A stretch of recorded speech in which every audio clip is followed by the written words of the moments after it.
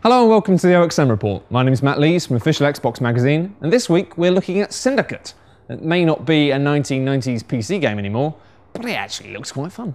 So yeah, Syndicate, it's kind of one of these things that has been rumoured for a very, very long time, and it's finally here. How have you been finding the reception so far? So just a few weeks ago, we released our trailer and some early footage of the gameplay, and the reception we've seen all over the net has been absolutely fantastic. So. Yeah, I mean, it's interesting because it doesn't actually look very similar to the original franchise. Do you think there's a kind of a point at which sometimes you have to kind of wonder like what the benefit is of bringing a brand back like this if it's not going to be kind of really similar? I think so, yeah. I mean, the game is for today's gamers, many of which probably don't remember the original at all. But you know, what made the original so cool was the world and the setting and being an agent. So they had a lot we could use and a lot we could bring into kind of a modern gaming. I think the multiplayer level we've just been seeing actually it felt quite a lot like Mirror's Edge in a way, and you've kind of got fast pace, bounding over stuff as part of a team. Have you had kind of any collaboration at all with DICE? Any conversations or anything? No, it's purely coincidental, I'm afraid.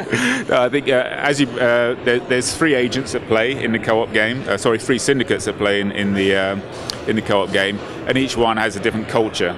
The co-op level you played was Eurocorp, which has a kind of very clean Western kind of style to it, very bright as well. So I mean, maybe certainly from a visual point of view, it feels very Mirror's Edge in that respect. Yeah, and I mean, as you say, with the syndicates, you can really kind of tweak up each of the individual classes, like to make them specifically yours. Can you give us an example of some of the different types of characters you can make using this system? Sure. I mean, the co-op game is very much kind of a raiding game.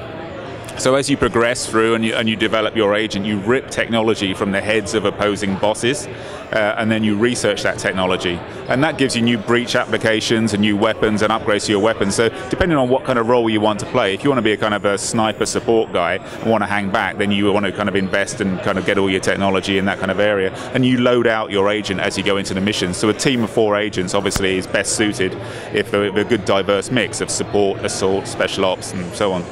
You actually rip the chips out of their heads. Surely it's got to be a nicer way of doing that, really. Can you not just sort of gently get it out? No, it's not gentle at all. Brutal. Absolutely. And I mean, so in the single-player campaign, obviously, you know, we can expect to see some kind of conspiracy, some espionage.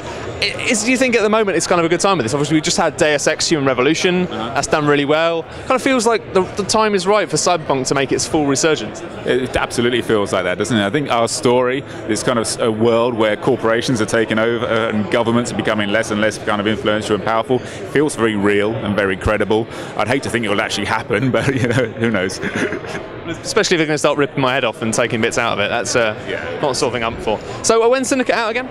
So Syndicate's out in Europe on February 24th. February 24th. And if you basically haven't really heard of it before, what's the one-word pitch of why people should check it out? It's brutal. It's brutal.